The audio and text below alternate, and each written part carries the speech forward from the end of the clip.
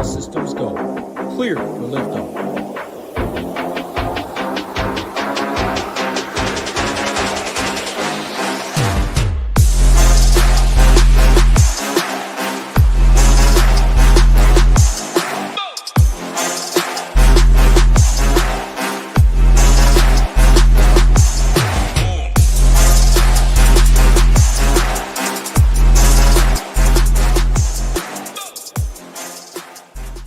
What's going on, everybody? Happy, I guess, another MMA Saturday. 12 fights. As long as we keep all 12 fights, it'll be a pretty good card. 8 of the 12 expected to finish. What am I most excited for? 9 a.m. fights for us West Coasters. Let's go. That's some early violence. Hit the sound of before. A little lifting into 7-8 hours of fights.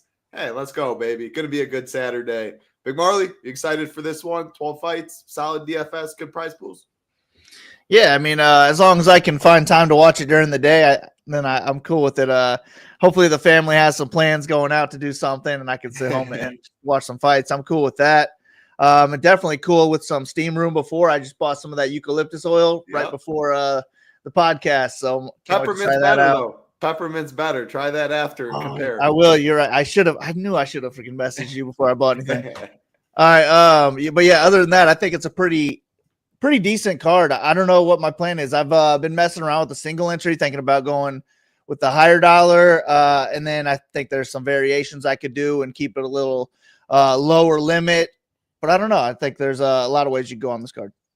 Yeah, I agree. I think it's a solid 12-fight card. Like if I was playing 150 teams, I'd probably have all 150 fighters. I think a lot of the people like Sheets that I respect most in the industry, I think you will play all 24 fighters on this card. I don't think you need to lock the main event. It's clearly one of the best fights. Would not, like if I have 100% after I build, I'd be fine with it. If I had 90%, I'd be fine with it. 20 and below, I haven't decided quite yet. The upper tier is strong. The other two mid-tier fights, so there's 3 mid-tier fights. Main event, which is going to be very highly owned and score probably. Jose Ochoa, Almabayev. This fight slightly favored to go the distance. And then we have Bryce Mitchell, Said Nurmagomedov, which is a coin flip to finish. And as you can see how Big Marley has it ranked 3-star, 4-star, 5-star, and that goes with the finishing odds. So otherwise it's stars and scrubs. If you're not playing, everyone's going to play that main event one. Probably people will play one of the 4 other ones, and then from there people will go stars and scrubs. I think it's the common build. Any broad slate overview, anything stand out? Any bets you had that you want to share? Anything before we go fight by fight? I might have a bet or two that we can get to throughout the card, but no, I think I don't know that I'm going to make any fades if I have 150 lineups on this one either. Really, there's nothing that really stuck out to me. I think there's a couple that I would be fine fading, but at the same time, you can make a point for everybody on this card. But yeah, I don't know. I'm ready to get into it. Let's get into it. 9 a.m. My time, 12 Eastern, Abu Dhabi, big boy prizes. Bottom to top, like always. First fight of the night, only heavyweight fight. Marcus Buchecha taking on Martin Buday. Minus 260 for this fight to finish. Buchecha minus 175 inside the distance. Buday plus 525. Buchecha round 1 plus 155. Looking at it, Buchecha, the only one that's making their UFC debut this week. 35 years old, only 5-1 as a pro. I'll say this about Martin Buday. It is wild to me to see that he has 15-2 as a pro and 7-1 in the UFC. 7-1 in the UFC, taking a guy that's 5-1 as a pro, and you're getting him as a big dog. Curious to hear your take on this one. First, I got to shout out Ben, YSN, Chincheck. Appreciate you fellas hanging out. Everyone watching, playback live, we appreciate you. You guys know the drill. Like button helps us out a ton. Big Marley, what are we doing first and only heavyweight fight? Yeah, I think I'm going to be using both sides of this one. And the reason that you should be using the stone instead of UFC stats has Buchecha as 5'4". So that'd be a fun fight to watch. Wow, 5'4". Yeah, they forgot a number, I guess, replaced one. But yeah, I'm okay with both sides of this fight because Buchecha hyped up grappler. If he can get this fight to the ground, I think he has a high ceiling. He can finish the fight in the first round, whether it be a submission or just kind of lock the guy up, flatten him out, and get a ground and pound stoppage. I think that would be in play as well, but getting the fight to the ground is going to be the hard part. And he is green in MMA. He's a longtime grappler, but green in MMA, first UFC fight. You're the first one of the night. Boudet is a big dude. He's never been taken down in the UFC. I think it's going to be harder said. Easier said than done for Buchecha to get a takedown. So my pick in this one is going to be Boudet to just keep the fight standing. I think Buchecha has solid kicks, leg kicks. He can kick high as well, but I think his ultimate goal is just to get the fight to the ground. He's not going to kick his way to a decision, I don't think, but Boudet, if he can keep the fight standing or even just clinch this guy up against the cage, do what you do up against there, just be the bigger, stronger guy. I think he would be okay. Just don't let him, lock up an arm for a Kimura or take you down with a leg. I think Boudet is way more alive than Vegas does in this one. So he's going to be my pick here. He's probably my preferred play just because I'm picking him to win. But I think if he wins, he's playing for like a 10x type of score, where if Buchecha wins, he's playing for more of a 100-point score. So I'm cool with both sides, but I would imagine my leverage play on this one would be Boudet. Yeah, I thought I was surprised by the odds as well. Like the more I kept typing, about 15-2 as a pro, 7-1 in the UFC, taking on someone that seems pretty one-dimensional, needs it on the mat. Like you said, Boudet cuts down to heavyweight. Like taking him down is going to be tough. If he can't, I do not know what Buchecha is going to look like. With all that being said, I love Buchecha at 9K though. Like or 9.1K, arguably the highest ceiling on the slate. First round plus 155 with wrestling upside. Like Peter Yan, I don't even like him. Shara, build the Shara lineup, drop down, say 500 plus on the table, go Buchecha. Honestly, I like him more than Shara, just as upside alone. So I love the Buchecha side. Dogs, I'll take 70 at 7,100 on this card. Boudet has more upside than that, but I think he's more live as well. So yeah, this is one of my favorite fights on the card, actually, in terms of DFS, of a good amount of both sides. Yeah, and another line movement one for you. When I was doing this one, Buchecha was minus 205. So now he's got almost a whole dollar. Okay, it's a great shout. So it actually opened Martin Boudet minus 160 on July 10th. Yeah, wow is right. And then it went to plus 140 like 2 hours later, plus 182, plus 170.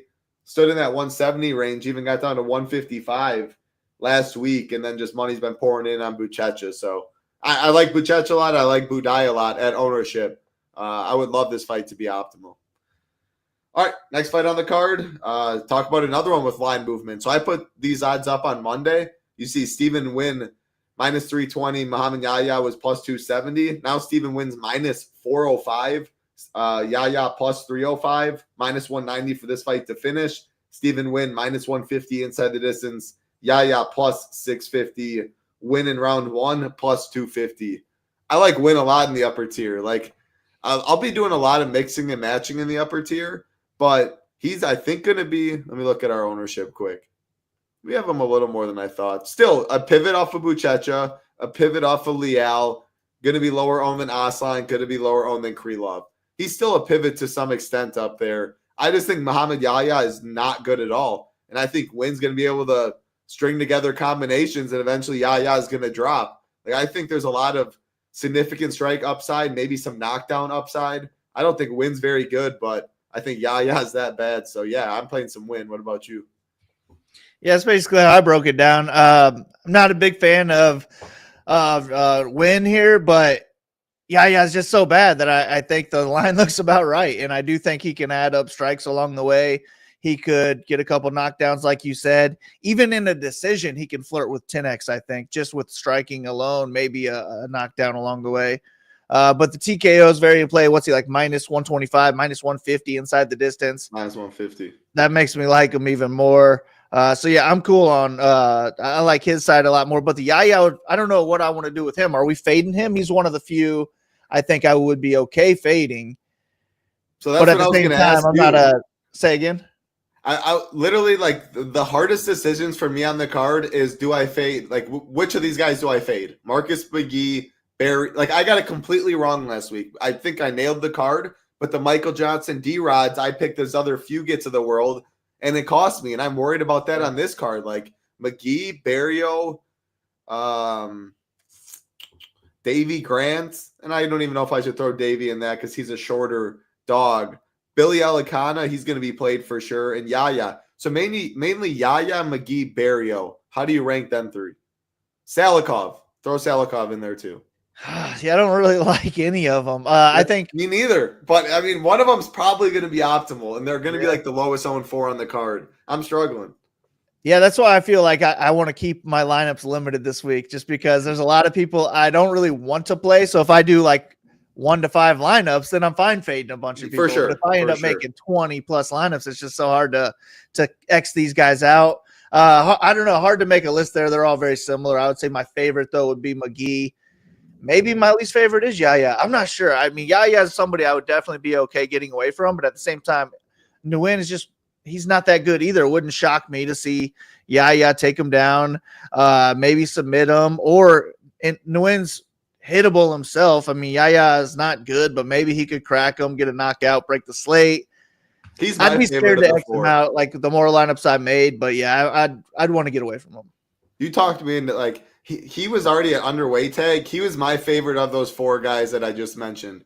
At the end of the day, he's not good at all, but I think Steven wins worse than Leal, worse than Shara, worse than Peter Yan. So I can look at it that way. A higher, just add more variance into the slot fest, and maybe comes out on top. I don't know. That's true. Home crowd or home. He's in front of his home. I think Abu Dhabi. So judges are already terrible. Maybe it goes to decision. I don't know. At the end of the day, I'll probably play some. Really just makes me realize how overweight I'm going to be to Boudet. Yeah. Oh, when I kept going through the card, it was like Boudet, Guskov, and this is like what everyone's going to do. Elikana. You don't even like Elikana. Actually, this is a perfect segue. Ibo Aslan minus 260, Billy Elikana plus 220, minus 400 for this fight to finish. Aslan minus 200 inside the distance, the best on the slate. Elikana plus 375. And then we got Aslan round 1 plus 150. Why I thought you were going to at least, I was surprised you have a 1-star. The only reason I'm saying that, Billy, the second best inside the distance prop in the lower tier below Guskov. Aslan, if he can't knock you out, there's some variance in his game as well. I don't know. I'm definitely playing some Billy Elikana. Just, again, I hate the bottom tier. Elikana, Budai, Guskov. And again, I know that's pretty chalky. Those are the guys I'll be loading up in the lower tier, hoping at least one of them are optimal. Are you going to play any Billy? Like, how do you see it going? What's up, Little Neck? Best of all. Aslan is my first bet of the week. I just took his money line, like minus 260, I think.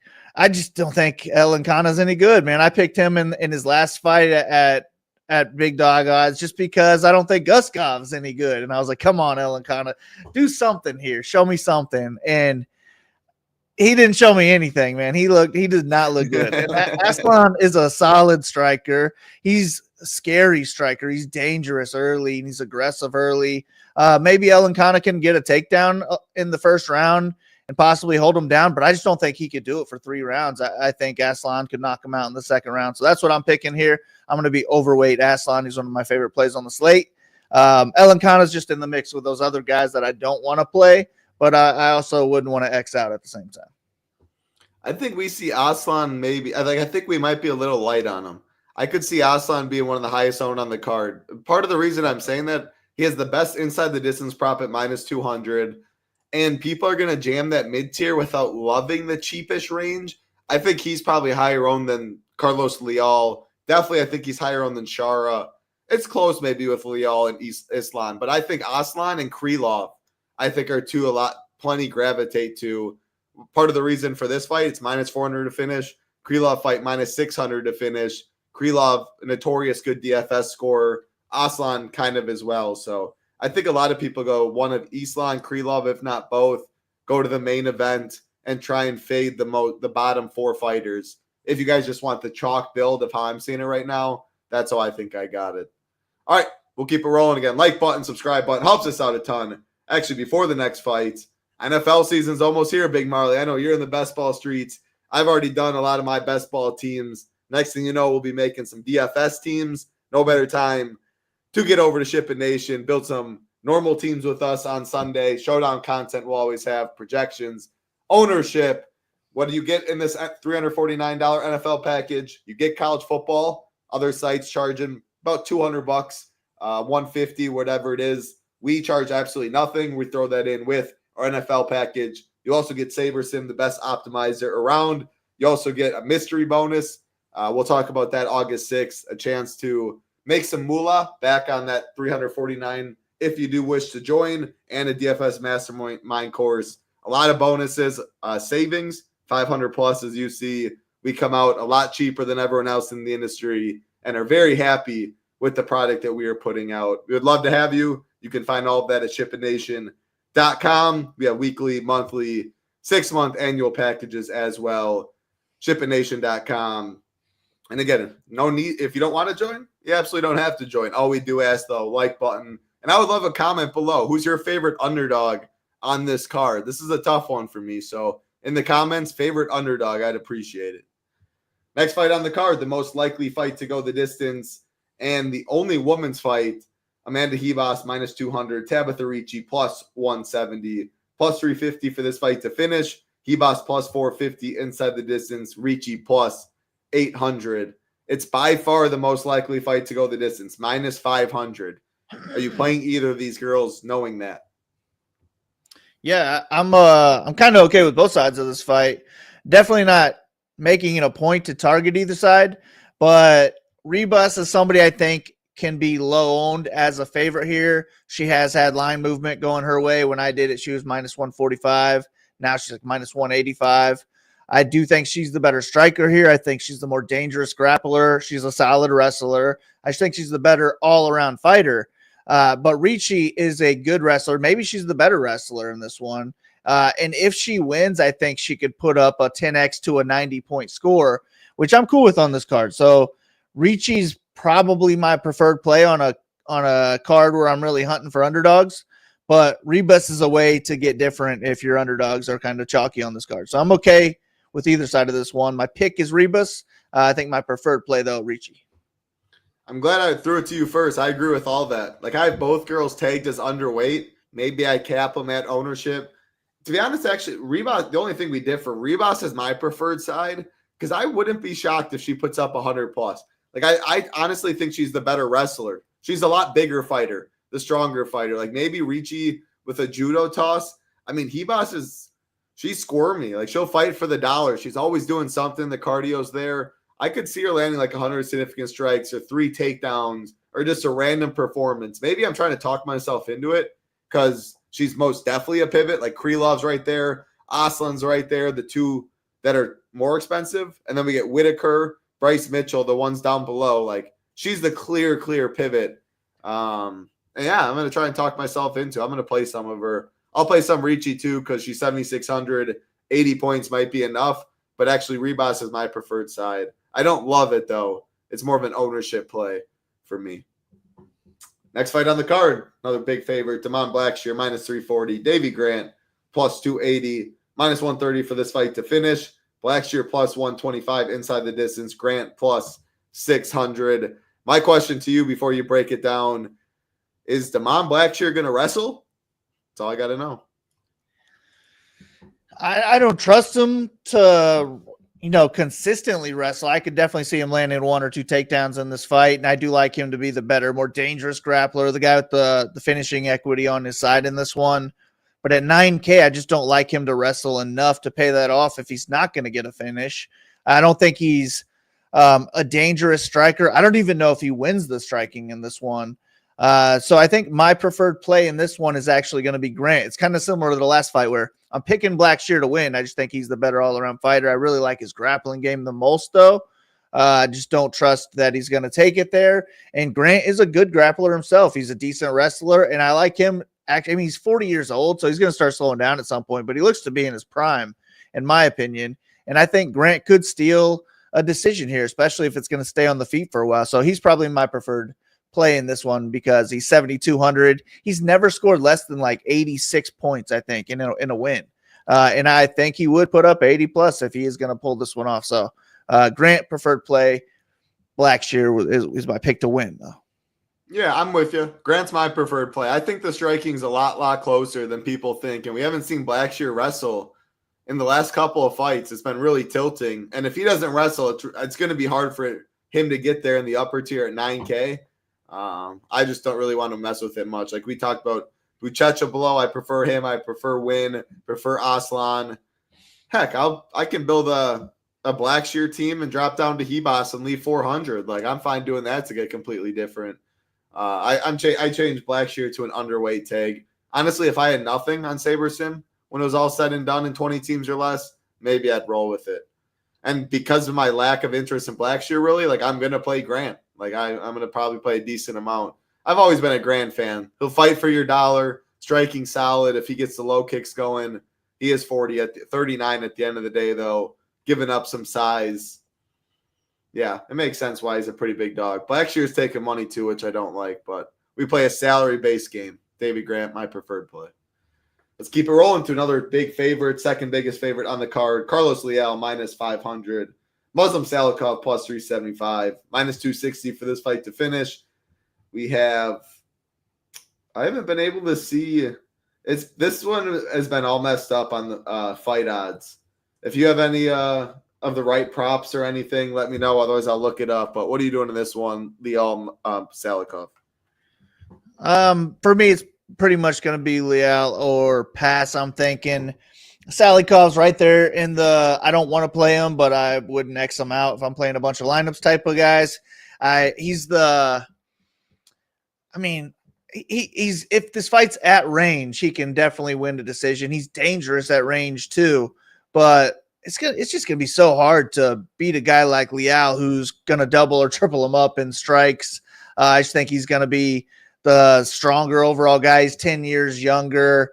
He just looks so much better right now, in my opinion. So Leal's the pick. 9,400 is a lot to pay, though. I think he's going to need a finish at 9,400. He could put up volume, but I don't know he's going to put up enough volume to pay off 9,400. Also enough volume to out volume like Nguyen for $200 cheaper. Probably a little bit lower ownership, I would think, too. So I'm not sure what I'm going to do with Leal. I definitely like him to win, but we'll see how much I can afford. I'm fine getting 20%. I'm fine getting 50%. We're lockstep on a lot of this stuff. Leal definitely my preferred play. So I did find it on DraftKings. Minus 175 inside the distance for Leal, which is up there with one of the best. But again, Aslan for 500 cheaper is 25 cents better. Like that's why I think a lot of people do go the Aslan side. But I prefer Leal to Shara if having to choose who's 9,600.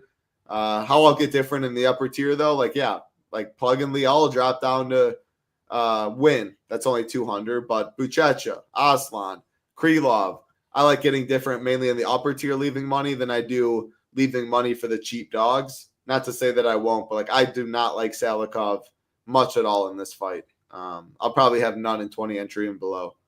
But he's plus 800 inside the distance. All right, let's keep it rolling. Next fight on the card, Bryce Mitchell. Actually, yeah, that's the right one. Leal, there we go. Bryce Mitchell, Syed Nurmagomedov, minus 140 Bryce. Plus 120 is Syed. Plus 100 for this fight to finish. So the odds have been going the wrong way. It was minus 115 to finish. Now plus 100. We have Bryce plus 325 inside the distance. Syed the dog plus 205 inside the distance. If this fight goes to decision, obviously Bryce can get there. He's averages over 3 takedowns per 15. Big time wrestler. That's why he's my preferred side. Do you see Syed getting there in a decision or even having a chance? What's your preferred side? How do you see this fight going? Oh, yeah, with these crooked judges in Abu Dhabi, he's definitely got a chance in the decision. Like to make optimal. Like, can he get me 95? Can he get me 95? Can he get me 95? Man, I would have a hard time seeing him, score 95 in a decision because I don't think he's going to wrestle enough against a guy like Bryce Mitchell where Nurmagomedov's clear edge, in my opinion, would be the striking in this fight. So if he can keep the fight on the feet, I like him to win there. I do think he could land a takedown or 2 or 3 along the way, but I just don't think that it's likely. I think it's more likely that Mitchell goes for a takedown and gets choked out. I definitely think that's live. He can get 95 from a submission, 100 from a submission in the first round from Nurmagomedov. But I think the more likely optimal winner would be Bryce Mitchell because if he's going to win, it's kind of it has to come through the ground. And he's the type of guy who could get like 6 takedowns throughout the fight, have 10 minutes of control time, or get 2 takedowns, 3 takedowns on the first round, and then a late first round submission, still put up 115 points or something like that. So I think he's the higher ceiling, but Nurmagomedov is a very live underdog on a card where I'm looking for underdogs, and I might need that $400. So I don't really have a preferred play on this one. My pick in this one was Mitchell, but that's because it was a pick 'em line when I did it. But in my breakdown, I said if this line shifts either way, if I'm going to bet, I'd rather take the plus money side. So I guess maybe my preferred side now is Nurmagomedov because Mitchell is the favorite. I think the ownership will go along with that. So give me the lower owned guy on a card where I need some underdogs. Yeah, that makes sense. Mitchell's my preferred play because if it goes to it's like the Prado fight from what was that last week or 2 weeks ago, where my pick was Nikolai, and I mean I got it wrong. Nikolai almost had a ceiling performance, and I think he only scored 77. But so the thought process was like, if Prado wins, it's probably the first round. It's 100 plus. You need him. If it goes to decision, I think Bryce is the only one really live to be optimal. Syed needs a finish. Plus 205 isn't the best. The money's coming in on the over.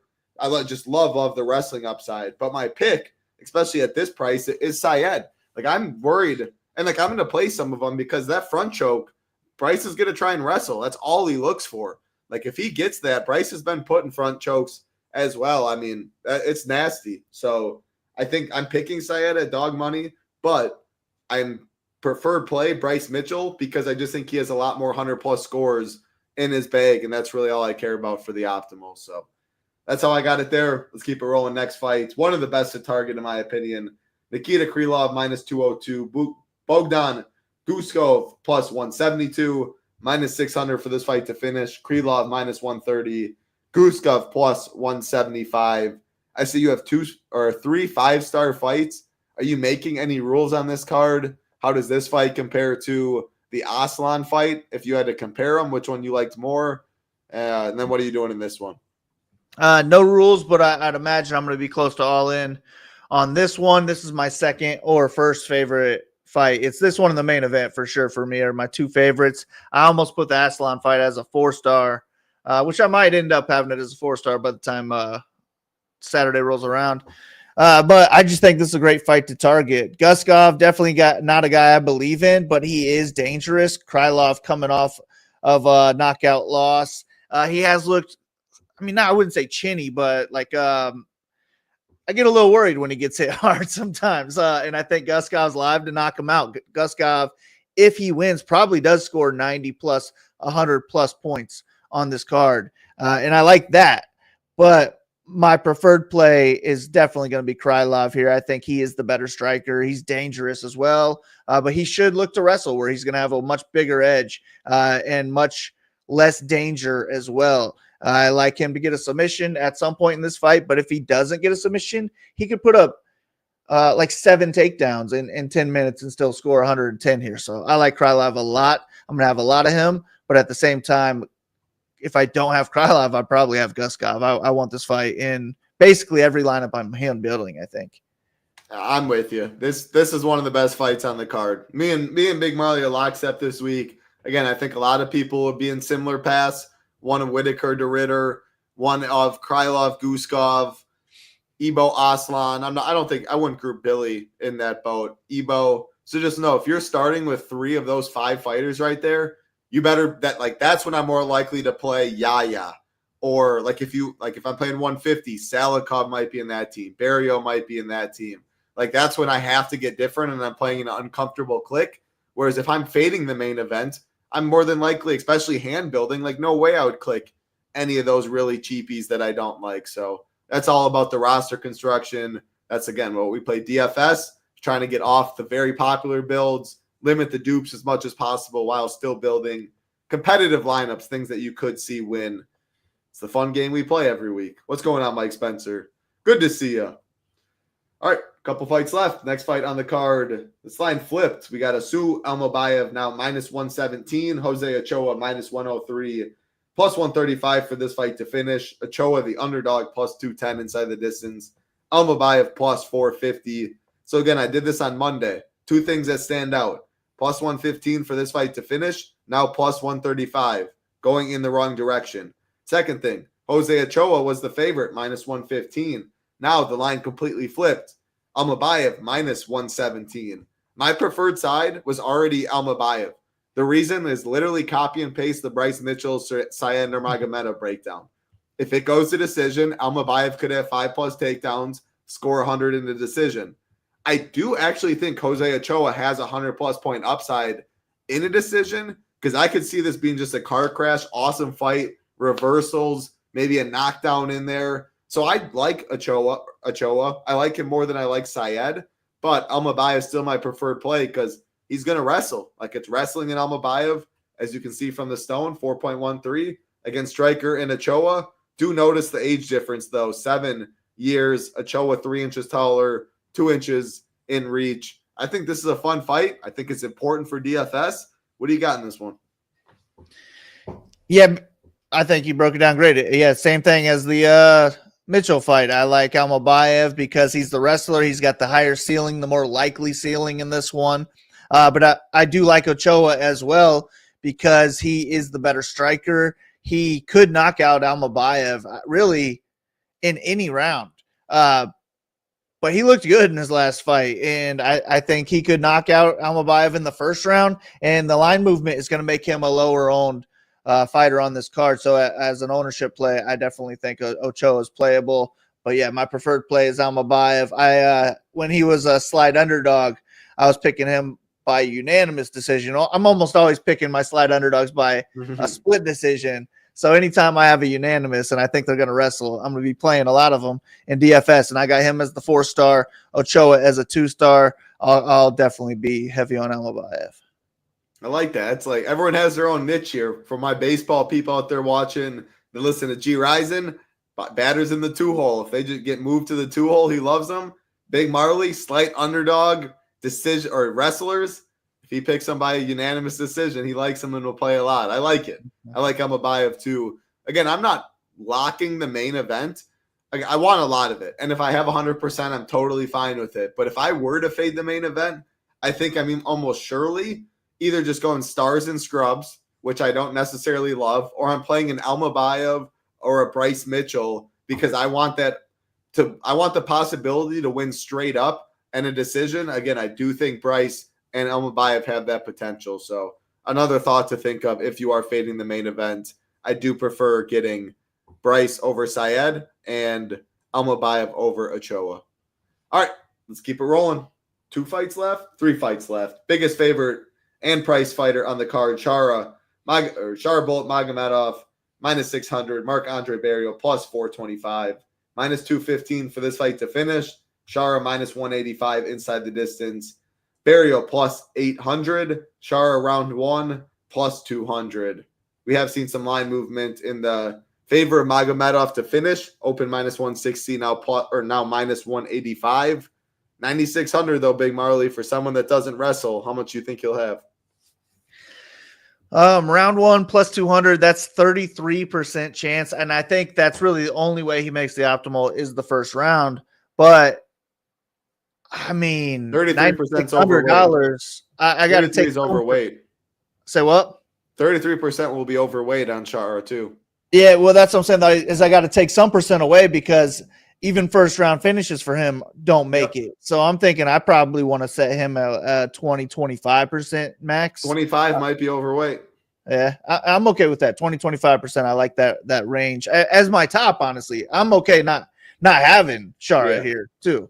Which is probably what I'm going to end up doing because he's the most expensive guy, and I can make a case for every favorite in the 9K range instead of him. So I'll probably just be passing on this fight, but at the same time, you can make the case for him at low ownership. He could get that first round finish. And then MAB just super cheap on this card.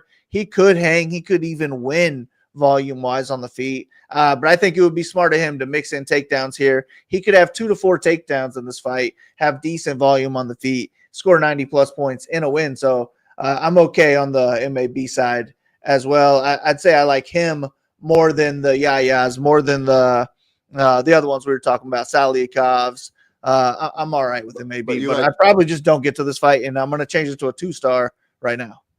I like it. But you like McGee more than Barrio?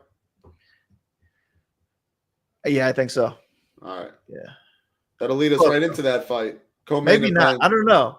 I'm not sure on that one. I like Barrio more. I know there's a little better win equity on the McGee side, but I guess let's go right into it. Peter Yan minus 375, Marcus McGee plus 300, plus 200 for this fight to finish. Yan plus 300 inside the distance, McGee plus 550. I guess I could change my mind depending on your answer. How much do you think Peter Yan wrestles? Not much. I would say he mixes in a couple just to keep McGee guessing, but I don't think he comes in here with a wrestling game plan. I think it's mostly a striking match. So then, McGee has more outs, I think. He's probably just because, if he can land 90 significant strikes, 40, there's a realm where 45 is enough on this card in the underdog range. And then from there, it's just mid-tier stuff. And after that, this fight's minus 250 to go the distance, minus 260, excuse me. Whereas that other fight is plus 175. If Barrow gets knocked out in round 1 and all these other shitters down below don't do well, McGee goes out the distance and it's on the feet for 15 minutes. That could be enough. So I guess I'm going to change my rankings to Yaya 1, Barrio 2, or no, McGee 2, Barrio 3. Salikov is definitely my least favorite. All right, take it away. Yeah, I don't think I'm going to get to Yan at 9,300, but I do like him just to be the better fighter all around. But I think this fight mainly takes place on the feet, and it's probably going to go the distance. That's why I don't care for him at 9,300.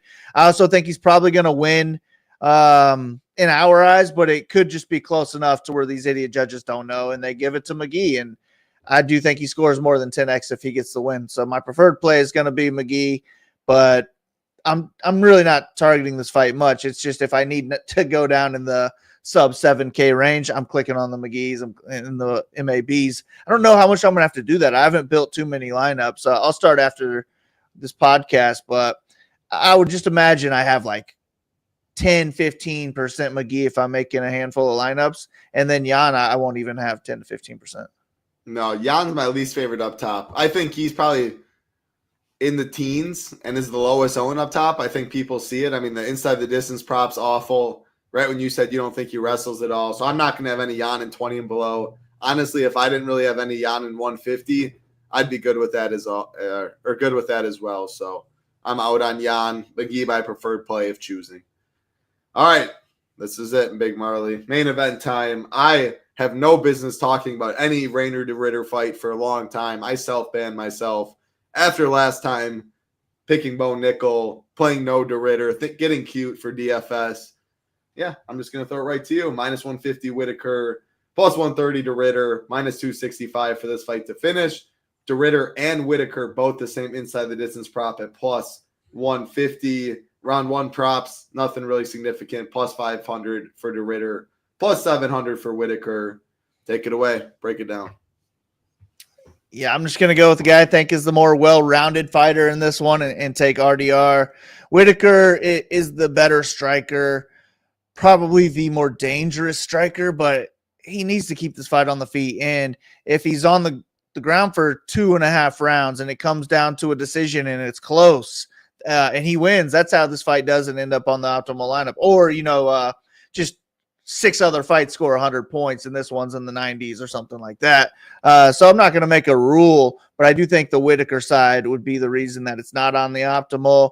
And I think this should be a lot closer to a pick 'em. RDR can hang with Whittaker on the feet. He could hurt Whittaker on the feet as well, but I like him to be the better wrestler, the much more dangerous grappler in this one. And it would be really smart of him to look to take this fight to the ground. So that's what I'm banking on.